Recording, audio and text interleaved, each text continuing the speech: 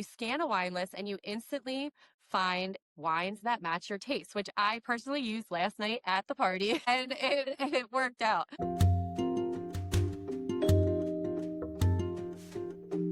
This week's episode is brought to you by the Vinoperte app. If you've ever stared at a wine list wondering what to pick, you need to try this app. It learns your taste and recommends wines you actually love. No wine degree required. It's like having a personal sommelier right in your pocket. Download the Vinoperte app and start discovering your next favorite bottle. Welcome back to the Running Wine Mom podcast. I'm your host, Samantha Cieslinski, aka the Running Wine Mom. Today's episode is a little different because we are right here in New York City the morning after the official launch party of the Vinoperte app.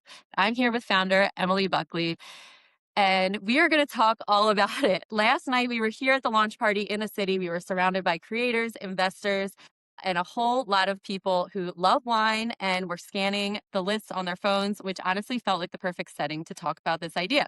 Because if you've ever sat down at a restaurant, opened a wine list the size of a novel, I know I have, and panicked about which one to pick, you are not alone. So as I said, my guest today is Emily Buckley. She's the creator of the Vinoperte app, an app that empowers you to trust your own taste when ordering wine. You scan a wine list and you instantly find wines that match your taste, which I personally used last night at the party.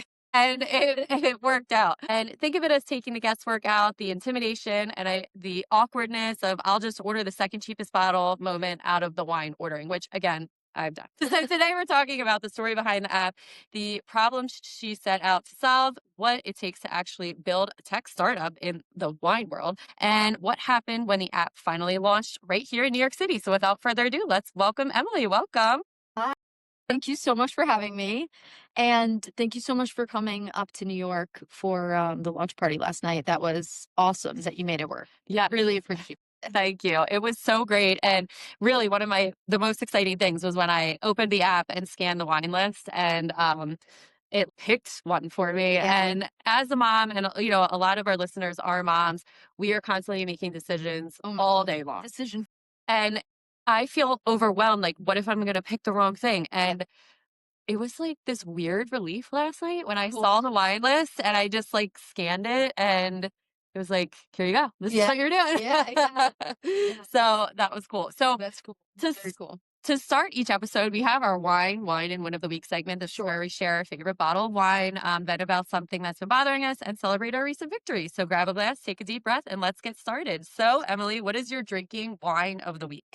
So we had some really amazing wine last night from the wine group, and which one did I like the best? They had a Pinot Noir. I liked the Pinot Noir. Yeah, and that was, I think, from Benzinger. Okay, yeah. But yeah, it was incredible. Yeah. It was amazing. And I'm like new to kind of like experimenting a little bit more with wine throughout this journey. I've been doing this. And so I am a Pinot Noir girly. The app told me to pick the Cabernet. Yes. And I was like, okay, I'm going to do that. Yeah. And it was awesome. Like, I do love Cabernets, but sometimes they can be a little heavy. And this was not. It was great. So what's your complaint wine of the week? My complaint, man, I don't know. It's been a great week. I went to Starbucks and ordered something and they got the order wrong, but they were super kind and fixed it for me. Like, I don't know. This week has just been absolutely incredible. That's awesome. If that's the worst thing that happened to me this week, then I'm in a good place.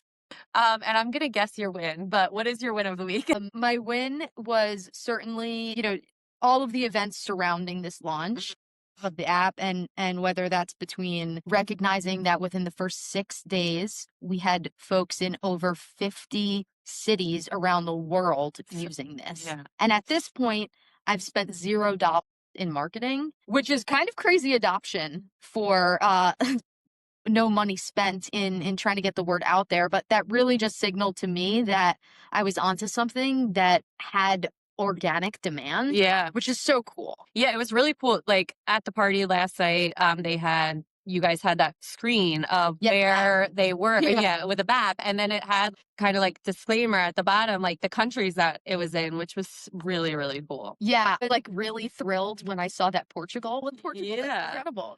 I always ask my guests, what's one significant challenge you've successfully navigated shaping to where you are today? I love this question. This is a great question. And I think it's really important to frame challenges or things that you've had to overcome as, you know, almost like launch pads for areas in which you were then successful.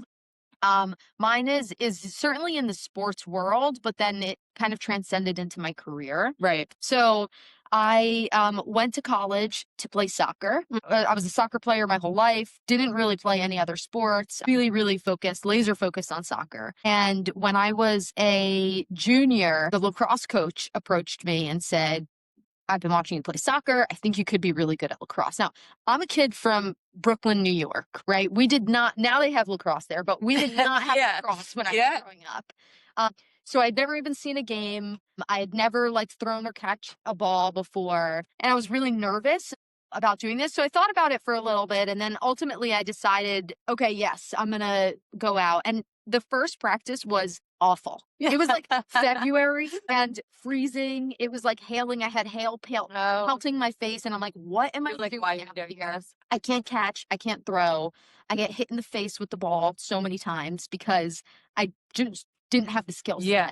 But there were two really important things that I learned from that. One was that if I stick to believing in myself, and if I have enough humility to ask the folks around me for help and to be vulnerable enough to receive feedback and then take action on it, I feel that I can do anything. Oh, I love that. And that sense of empowerment at like a relatively young age, right? I was like maybe like 19 or 20, the frontal lobe is still forming. Feeling that belief in myself has like radically changed the way that I approach practically everything. Yeah. And I really attribute that to being why I've been able to have so much success in business, because I'm able to be flexible when there are roadblocks. I'm able to be creative and figuring out how to make things happen. I have like a growth mindset. I'm a sponge around people that you know I can learn from, and I have the bravery to like try something that maybe I look a little bit silly for doing it. And I think the wine app is like actually a really fantastic example of that. Like, I don't know that much about wine. And here I am last night in front of like executives from the wine industry. And I feel the confidence to be able to stand up there and say, I don't know that much about wine, but here's what I'm doing. I created a great app for it. For not knowing a lot about wine, you created something. But I also think that you found something where you didn't know a lot about this. Okay, how can I know more about it? And that is really what you fixed that problem for someone who doesn't know a lot about wine. Now you do. You can go out and pick the right one. Yeah. And I think that's like, there's like this middle point between like wanting to actually learn a lot about wine and be interested in acidity levels and tannins and all of that. And then I realized that like the average consumer doesn't want to have all of that knowledge or take the steps needed to attain all of that knowledge. And to your earlier point of like decision fatigue in general, like sometimes people just want to have the decision made, but have it be reflective of themselves, right? Not reflective of something else. So I think that, the app solves for that. And for the listeners, I'll just explain really quickly how it works. So you download the app and then you put in your preferences, and we use zero fancy wine terms. We need normal language for folks like me. So, you fill out a couple of little sliding tools.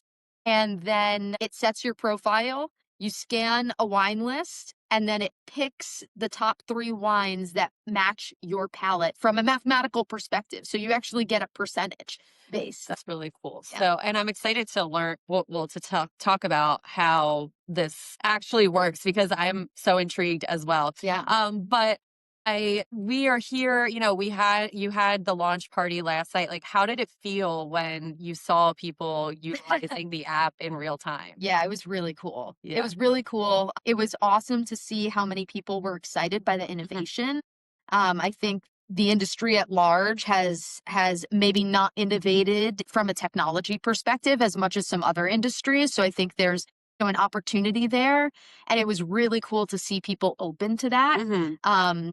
new things can be scary, right? That adoption was really cool. And then to see people use it and then for them to be happy with the selection was really cool. Like a little bit of like moment for me. But even what you said, like there were a couple of stories like that where they were like, oh, I never would have ordered that. And I'm so glad that it prompted me to, because now I know that I like it. Because wine lists are super intimidating in general. And like, I feel like I know a lot about wine and it's still intimidating to me. So I can't imagine it being, for people, who don't. And again, I was talking to someone last night about this, now the prices of wine are very expensive. They're like $18 a glass. And I don't want to spend that if I'm going to be like, it was okay. Sure. And so this now it's like, okay, I know I'm going to like this.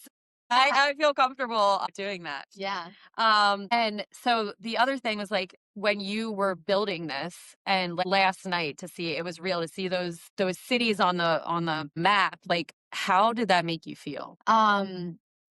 It was this really interesting mix of both feeling really proud of myself and also feeling really humbled by like something that I did impacting and just having that kind of reach. Just the juxtaposition of that was like a really intense emotional experience. I put a lot of hard work into this, especially the last handful of days. I wanted to make sure that everything went well for the launch party. So I was up till 2 a.m. pretty much every night. Yeah, I'm sure. Working on everything. So kind of like the culmination of all of that hard work into a party where people had a blast. Like we were like kicking people out. Yeah, I know. The lights went on. So like just to see people enjoying it, I felt like honestly like we just had a room full of like really good people. It was. Too. Like I was honestly like a lot of people didn't know each other. I came by myself. I knew no one, and I always get nervous, even though I love talking. Yeah, I get nervous because like you don't know, and like the first probably half hour, I was with your mom and your mom's friends, and I'm like, oh my gosh, this is great. And then I just met so many great people. Connected with that. They just even came up to me and just were talking, and it's really nice. Yeah. Because you never know in those situations. You never, and this is a fun event, yes, but also still kind of like a businessy event. Right. But yeah, I mean, I was just like floored.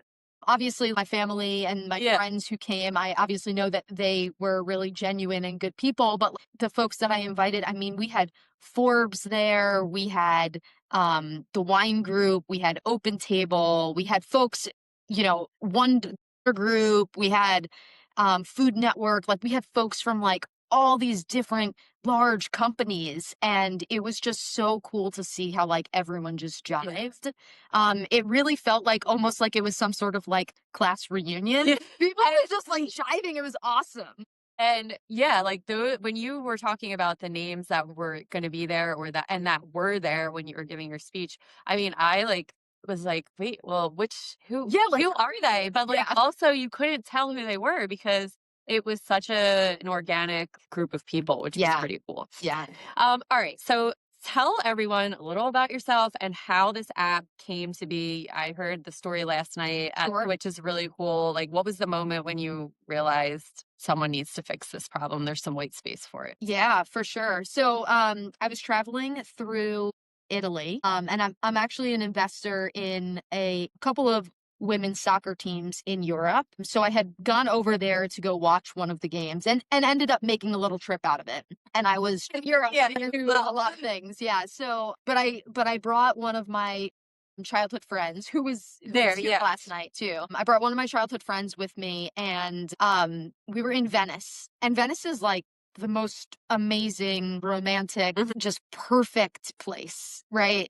And so we're walking around Venice and we end up stopping in a wine bar, and there was this juxtaposition of like being in Italy, feeling like everything is magic, feeling like the color of the sunset is like this like beautiful golden hue. Is just like you're walking around like this dreamland, and there's like a canal and a gondola going by, and then you're in this wine bar, like this very like overwhelmingly romantic experience with the city itself. Right. And it was like the almost abrupt juxtaposition to when it came to the moment when the waiter asked me, what would you like?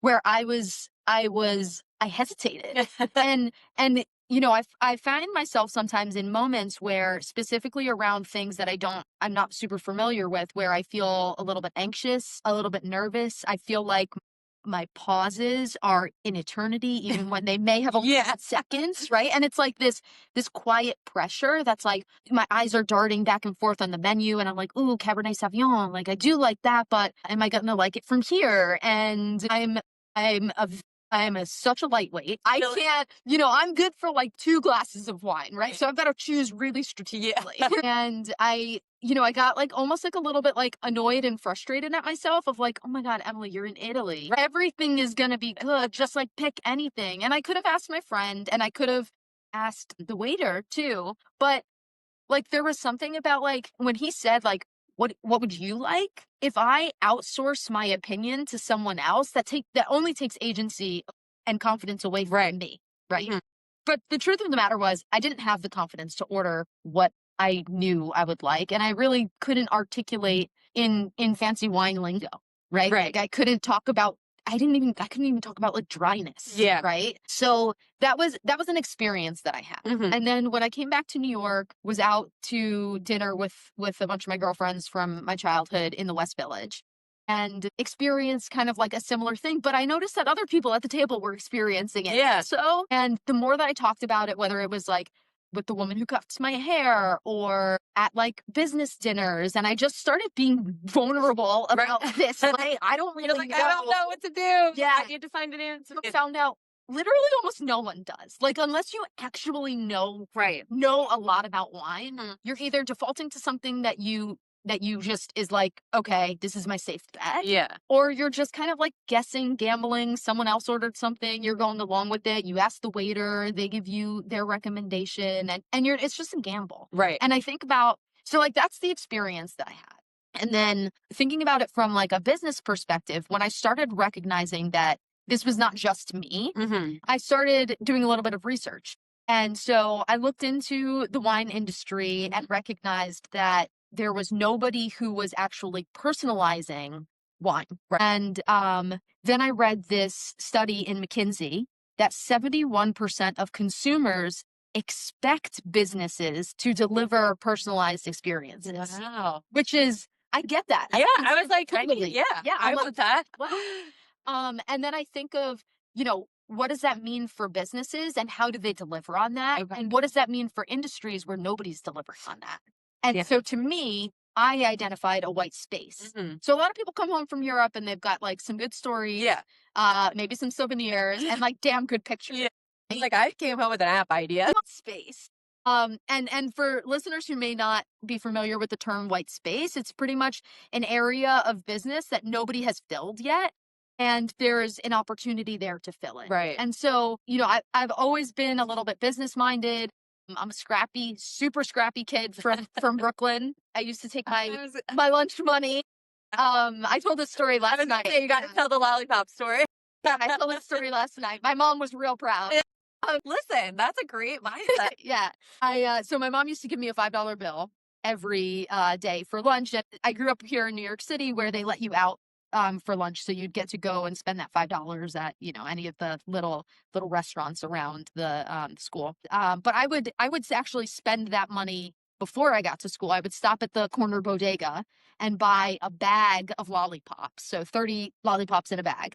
I'd pay the $5. I'd bring them to school. And in the hallways, I would sell them each for $1. I love that. So like when you think about that from a business perspective, I spent $5. I made $30. That's a 500% return on investment. Yeah. And I'm 12 years old and I learned. Right? I love it. You bet. That's for business. That was like my first like real like, oh wow. If you build something in the white space, and it has to be something that people want though, right? It can't just be anything. But if you build something in the white space that people want, there's an opportunity for success. Right. There. You still have to execute. You still have to do it well, but there's an opportunity. And as I've carried that through my career, I've been able to do that. So the last business I had was a portfolio of rock climbing gyms. We have here in New York City, actually one down in Philadelphia. And we scaled that, grew it, and then eventually sold it to a private equity firm. Wow. And then I shared this with you a little bit too, but I also have done the same thing, identified a white space and built technology in the sports youth coaching world. I know. I got to have you on again to talk about that because I really need you. I need to come back and do that because I am just so intrigued about that. Yes. You know, being a former coach and everything. Yeah. So did, coaching behavioral analytics and, identified a white space and have seen a lot of success with that. So this to me was essentially the same thing. I identified a white space, built something that people would want to use. And I think the organic growth within the last 6 days just goes and shows you were right. Yeah. The demand is here. Yeah. So I am just so intrigued about how, when you scan that menu, how does the internet world or what? How does it work? Yeah. How does it know? What database are you kind of using it from? And yes, the details. Yeah. So it's a couple of things.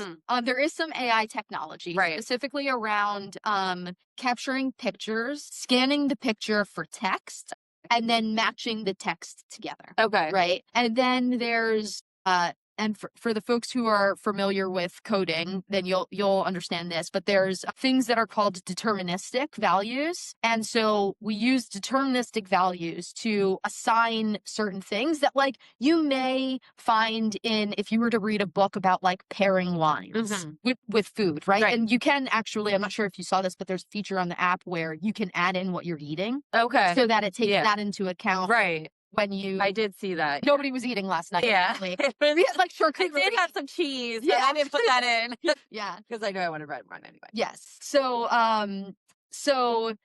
we put some deterministic factors in there that essentially give you the information that has been researched, and there's a lot of data around that specifically. And so we pulled that into it.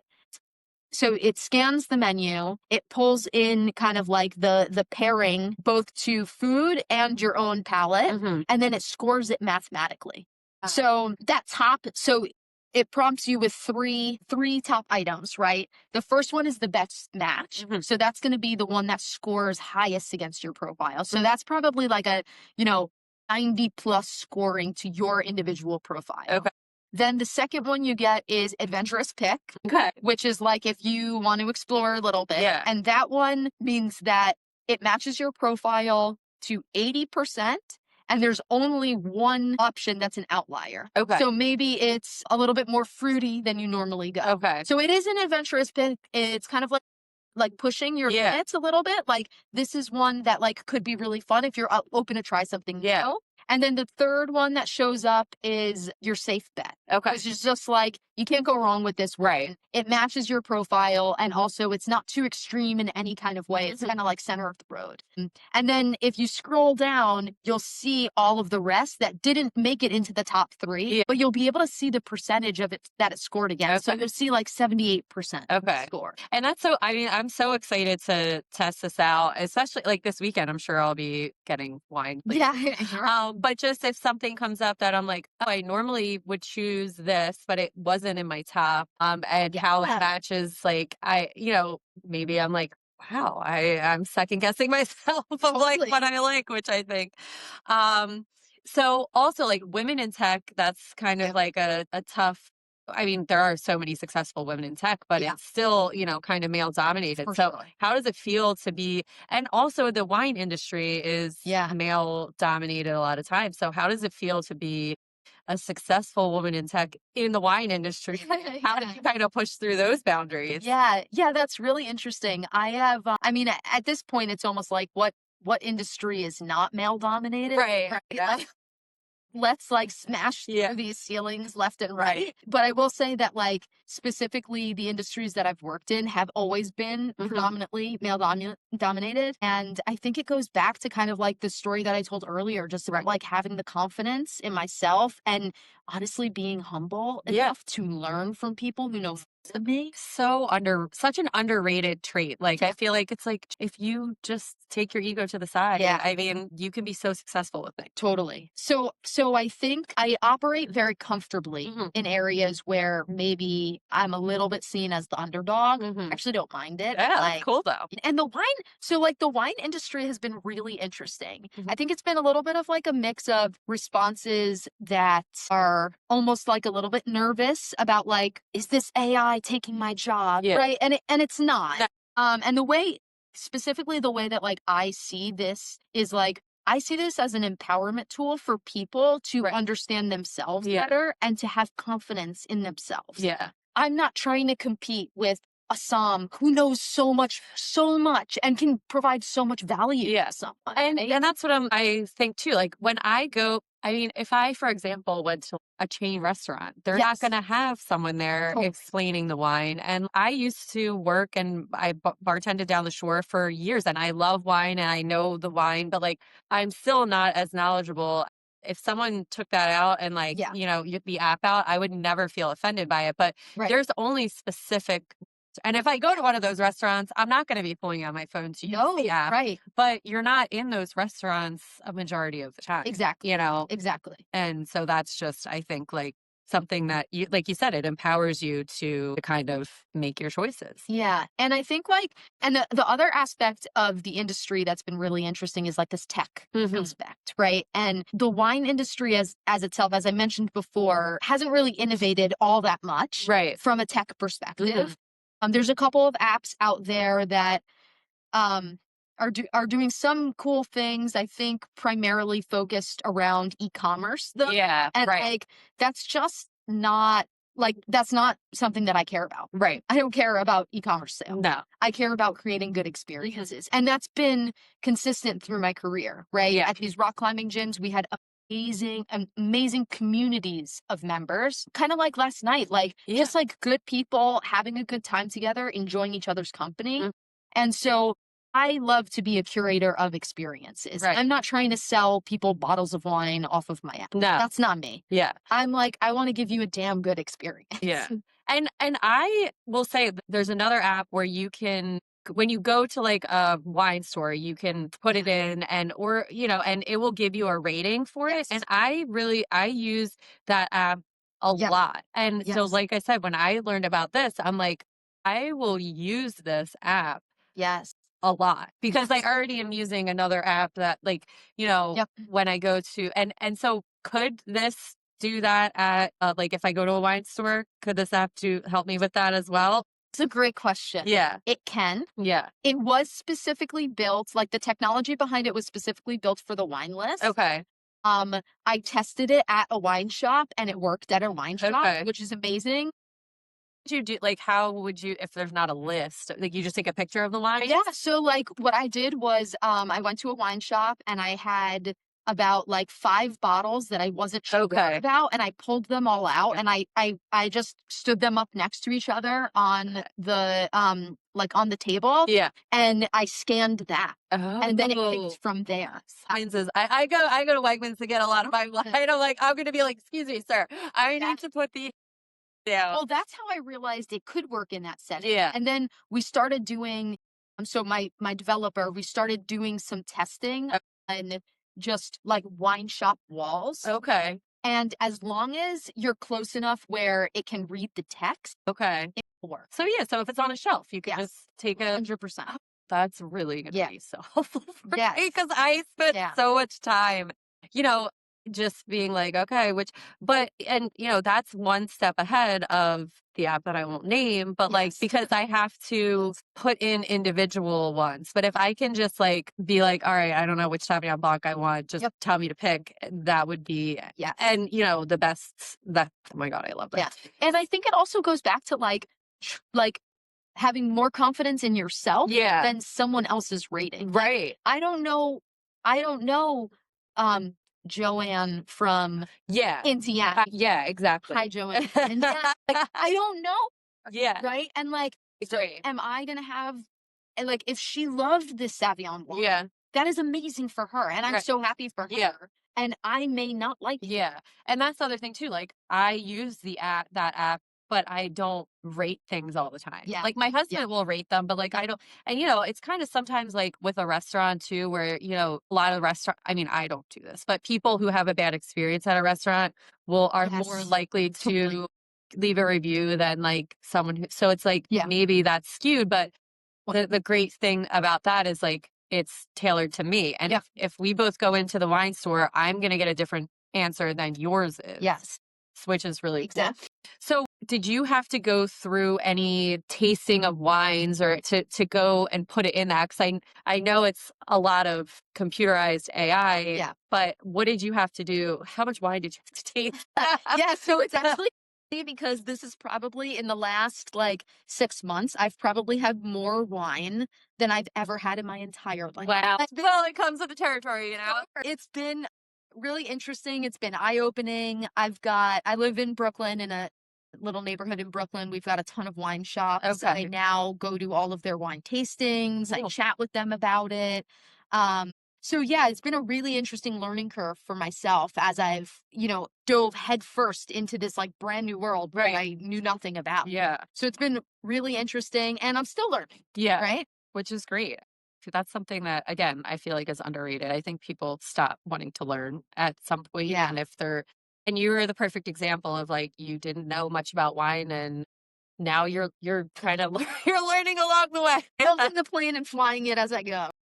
From talking to people Yeah. who maybe think that they know their wine preference, or do you think that you found that the app is aligned with what they think they like, or have they been surprised like myself last night Yeah. where I was like I probably would have just went with the Pinot Noir instead of the Cabernet. Yeah, I think I've heard like an even split. So of the people who actually know a lot about wine, I've heard, yes, that's exactly the one I would have picked for myself. Okay. Or I've heard what you experienced, which was like, I wouldn't have picked that, but I really liked it. Yeah. So we're either confirming that the app works well, or we're opening people's minds to perhaps an option that they otherwise would have just overlooked. Right. Which goes back to that growth mindset. Yeah, and I'm happy both of those. Yeah. Right. No, I both would of be those were too. great responses. Yeah. I would be too. So with the app, we go to the app store and we download it. What then happens? Yeah, great question. So I wanted this to be really accessible. Mhm. Like I feel like that matches the whole vibe that I'm going. Right. I wanted this to be really accessible. So the way that it's set up is you download it, you get a scan where it shows you your top match for free. Okay. You don't have to subscribe. To have the confidence of being able to order Yeah. something for someone who, if you're going out to a lot of business dinners. Yep. And also I feel as though whenever I get the wine menu, I'm like Googling, which one's this? What do I want? What is the rating on this? If I could just scan it once. Yep. And then I could put my phone away and be more present at dinner. And like I love wine, but when you were talking about your experience when you were in Italy, like I feel that a lot when I go out, because I'm like, what if like I don't like this one and I'm spending $18 on a glass of it? Yes. Or there's something better that I should be having that I mean, maybe I thought that the wine was okay. What does the future look like for this app if you are going 5 years? That's amazing. Okay, amazing question. My goal is to get this into as many hands as possible. Mhm. Right. And again, there's twofold from it. One, I am a business-minded person, so I want it to grow. Right. But the other side of it is that like I want people to just feel more confident in themselves. Yeah. I don't want people to have to outsource their own opinion to other people. That's so crazy. I know. That. So like I really want people to just have confidence. And so the more people we can get this into their hands to have confidence is a win in my book, right? So what does that look like? Hopefully that looks like partnerships with restaurants. Mhm. Hopefully that looks like partnerships with companies like Open Table and Resi and Seven Rooms, people who are in the restaurant business and people are already using technology around, right? We are a very simple add to that. And eventually, like, I'd love to see mass adoption. Mhm. I'd love to see 100,000 people download this. Yeah. And you asked that question before of like, how does this experience feel? And I was like, it's humbling. Mhm. Like, it's humbling to me that people in 50 cities around the world are using something that came from my experience, and then up here, and then I built it. And then you build it. Right? Wow. And like, so that's what I would love, Mhm. right? If we can set up some partnerships with some folks, have some strategic partners who want to own this space with us, because I do believe it's a true white space Yeah. where, you know, we could have a partner who maybe is focused on something else within wine or within dining, and they notice that they could use something like this. And, Right. you know, if we have a strategic partner like that, I feel like sky's the limit. Yeah, I agree. And I think it's so niche. Like I don't think that this would work necessarily with like a cocktail type, Yeah. because there's Yeah. just so many different options for wine. I think that really it's so weird to say, like you said, you hope it empowers people, but I truly did. I felt empowered and confident. It's working for me. It'll work for you too. All right. Well, I think that is a perfect place to end this. Thank you, Yeah. Emily, for Yeah. telling us all about the app. You can see it right here, and for including me in the launch party last Oh my night. gosh, that And was just, amazing. you Thank know, you so much for yeah, the experience in general of being able to use the app. And I hope all the listeners, you go and download it. I just appreciate everything you're doing for Thank you. the wine world, I guess. And again, not to bring it back to moms, but we just make too many decisions during the day. And also, like, we don't get date nights all the time, and Yeah. we want to make all of those things special. If you get that glass of wine, Yeah. this app is perfect for them. So thank you so much for joining us today. Please share this with a wine lover, share it with and as always, you can follow me on Instagram at the running wine mom _ and Emily, where can the listeners find you? Yeah, so you can find us in the App Store. And you can also find us on Instagram, vinoperte.app. And actually, Vinoperte means wine for you in Italian. I forgot to mention that. I looked that up, and I Yeah. thought that was so Yeah, I don't know if you saw this, but we had some props out last night, and we had like an English to Italian. Yes, I saw dictionary. that. That was cool. Just thought it was like a nice nod to my trip to Italy. Yeah. And yeah, just like exactly explanatory of what it is. It is wine for you. I love that. All right. Well, thank you so much for joining us Thank today. you. Remember, Thank you so much for yes. having me. Really appreciate it. Thank you. This was great. Remember, you are strong, you are capable, and you are all amazing. Until next time, keep running, keep sipping, keep embracing the joy of life. Cheers, and I'll be back next Tuesday.